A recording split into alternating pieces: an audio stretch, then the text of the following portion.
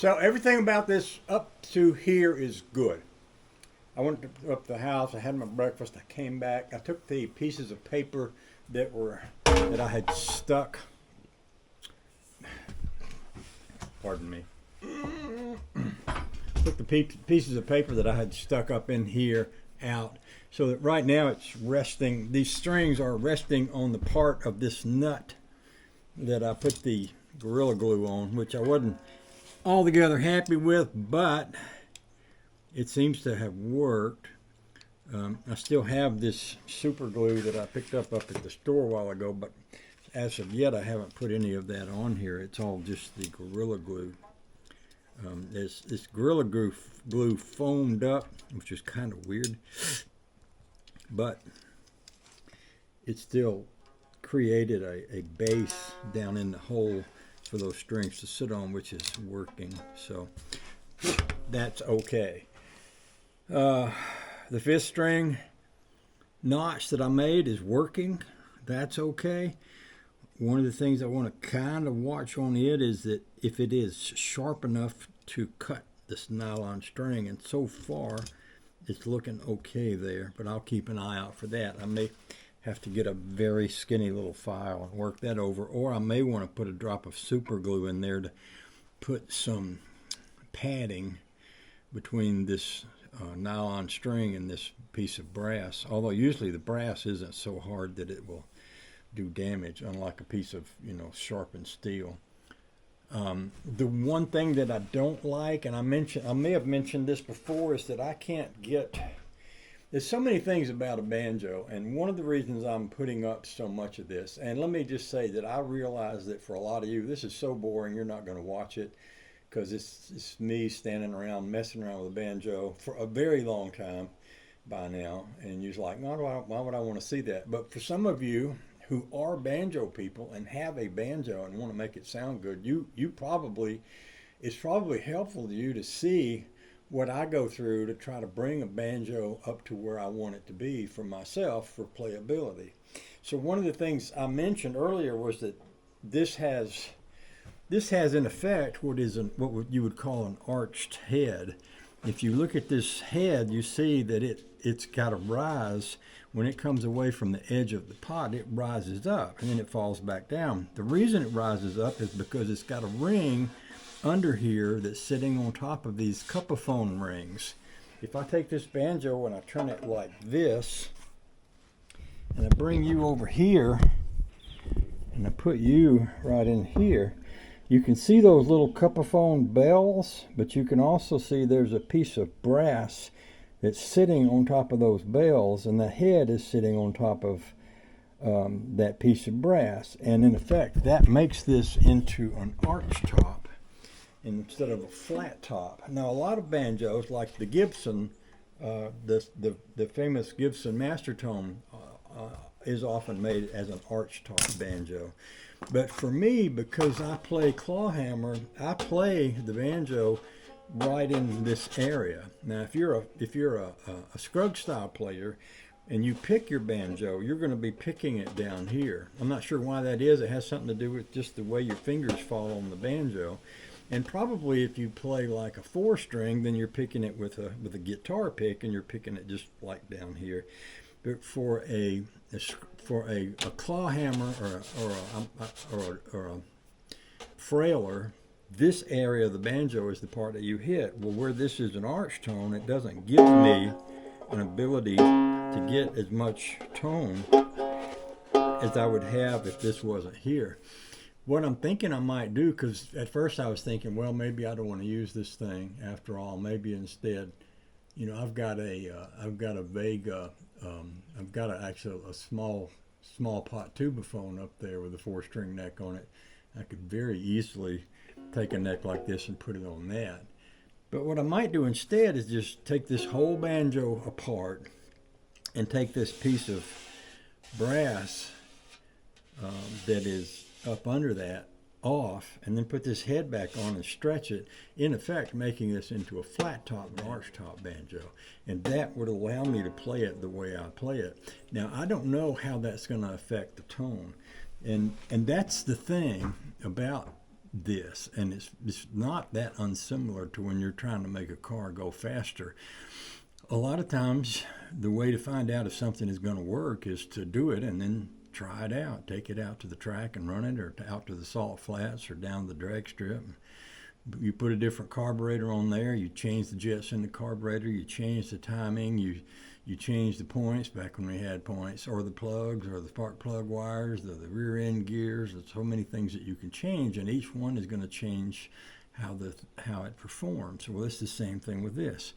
When I change that, it's kind of going to be a lot of work, but when I get through, I'll be able to tell if I'm happy with it or not. If I'm happy with it, I'll do the same thing I'm doing with all my other parts that go with this banjo. I'll put this tone ring in. I probably got, in fact, I'm sure I do. I've got the case that this came in, and what I'll probably do is take all the parts and the original neck and put them all in that case for safekeeping.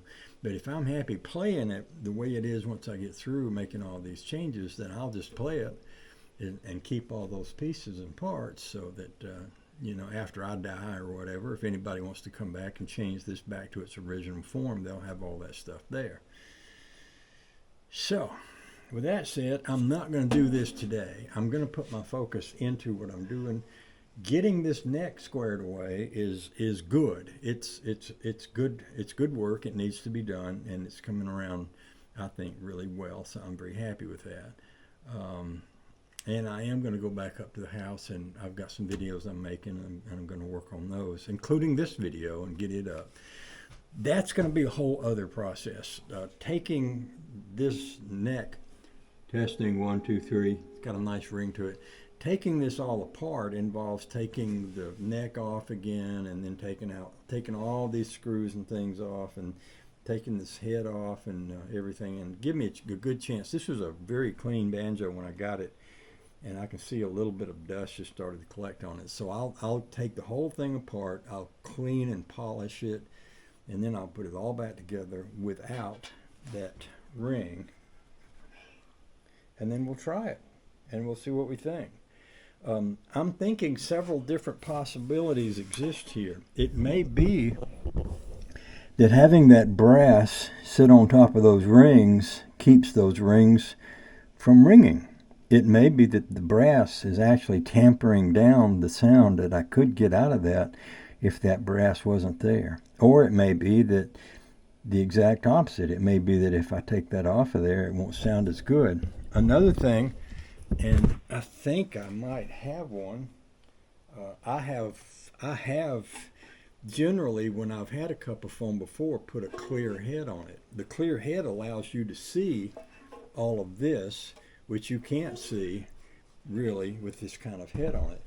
But some time ago, I gathered up some heads that I was going to put on there. I'm going to make another Dynaflow banjo out of a Dynaflow transmission.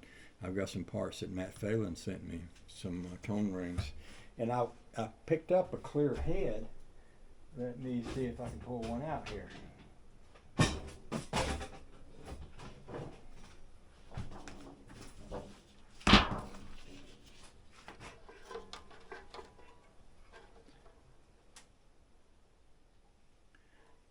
So this head, I believe, will fit this.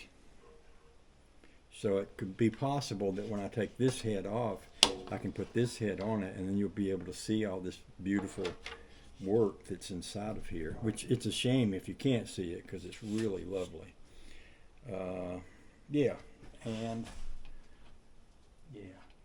So see, I bought this head for the Dynaflow.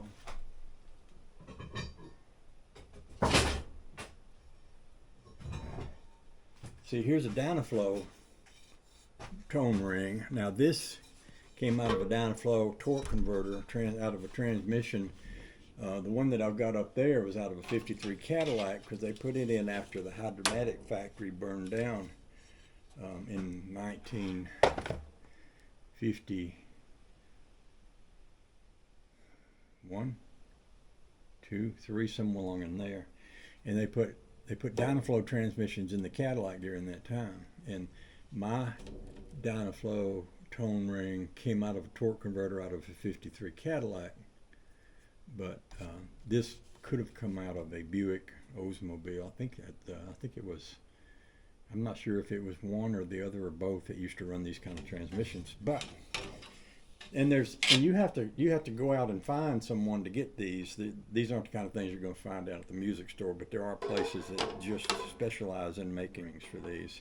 So what I can do is when I take this apart, I can put this head on it and take that ring out of it, and then when I get ready to build the Dynaflow transmission, which I am going to do, then I'll have to find me another head, or I could put this head on there. But you know, the same thing would happen then if I put this kind of shaded head on. You wouldn't be able to see. Like I'll show you up here, that transmission right up there. That's a Dynaflow transmission. That's the one, a lot of y'all have seen that one. It's the one that I built from the transmission that was tied to the Cadillac engine that was in my rat rod. So, yeah. Anyway, that's where I'm at today. It turned into a really beautiful day out here for a few minutes, and then the clouds came back over. So I was really, you know, when the sunlight gets perfect, I just like get this urge to go down to the water and spend more time on the lake, which is really what I want to do. But at the same time, I'm really enjoying doing this. So I think what's going to happen here, and I'm going to go ahead and pull this little piece of paper out that I put under that, get rid of that.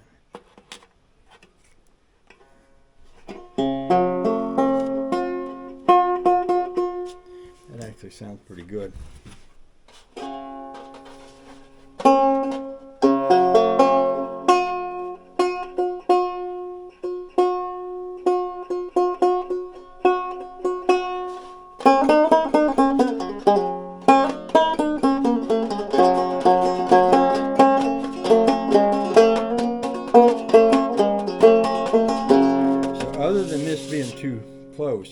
I think this is good. Now I want to say a little bit about this head. This is an unusual and a unique head. This head is off of a Supertone. A Supertone is a banjo that was made for Montgomery Ward by a lot of different banjo companies. It could be that S.S. Stewart made some Supertone banjos. It could be that Lyon and Healy made some of them. It could be that Vega had a hand in some of them. A lot of the Supertones will have a nicer neck than this. This is probably the cheapest Supertone neck. And I thought when I bought it that these little white things were bone. I thought because I was thinking that I could see grain in them, but someone told me they're not bone, they're just plastic. And I'm thinking, well, made when this was made back in the 20s, I'm guessing if it's not actually plastic, it's probably like Bakelite, which is what they used to make the old radios out of before they invented plastic. There's some harmony banjos out there that are made out of Bakelite. But anyway, it's just, to me, it's just a cool neck. It's not a perfect neck. It's been damaged and repaired here. But it's a good neck, and it's a good enough neck. It's especially good for running the nylon strings. It doesn't have reinforcement, and what I mean by reinforcement is a lot of times a banjo neck will be made out of several pieces of wood with opposing grain. Oh, for example, you can't see it on that one. Let's see if I see one it has it. A lot of these banjos will have a stripe down the back, and the reason it'll have that stripe, there's one right there. If you look at that banjo and look at the back of the neck, you'll see that stripe.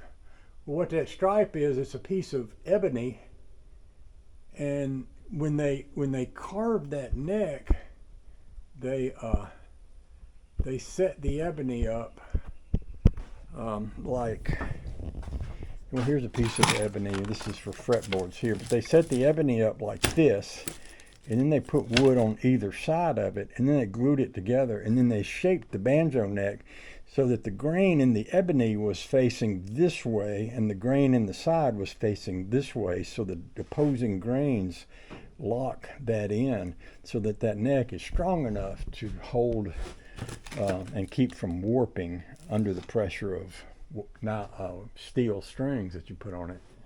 That's a big deal. A lot of these early banjos are not made that way, but they hold up just fine. There's a Lion and Healy right there. It has a mahogany neck, and I've had steel strings on it for years, and it's just fine, you know, plenty strong enough.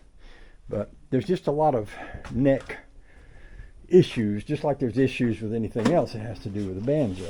And this neck is not that, but it's still straight, and it works really good with the nylon strings. And I think what I'm trying to do here is make a good quality banjo, and I love the Cuppophone banjos that I can play that has nylon strings on it, because I've got a Mike Ramsey banjo up there that's basically, it's a white lady, and that's spelled W-Y-T-E-L-A-D-I-E, which is a kind of Vega banjo, which originally before Vega was Vega, it was Fairbanks, had a factory in Boston back in the early 1900s, a company or a guy named Cole. There was a guy named Fairbanks, there was a guy named Cole. Fairbanks and Cole made banjos. There's Cole banjos. The Fairbanks factory burned down. A lot of factories being burned down in it, but I think that was in 1905. Vega came in, bought up all the patents, started making banjos. The banjos that, among other things, they were famous for was they made what's called the White Lady, which has a scalloped banjo ring, brass banjo ring, and they made the Tubophone, which was basically a tube with holes drilled in it. And then this one is this Cuppophone is basically cups with holes drilled in them. And the idea of all those is that they pick up, they vibrate, and they create and extend the life of sound. That's what they're in there for. That may be more than you needed to know, but if you're a banjo person, you might be happy to know that, because it might be good to know some things about banjos that, you know, as old guys get older, there's going to be some banjo experts around. I don't consider myself to be one, but I know a pretty good bit. So anyway, there's all that. So what I'm going to do with this banjo now, I'm going to probably clean up everything, put things in their places where they go.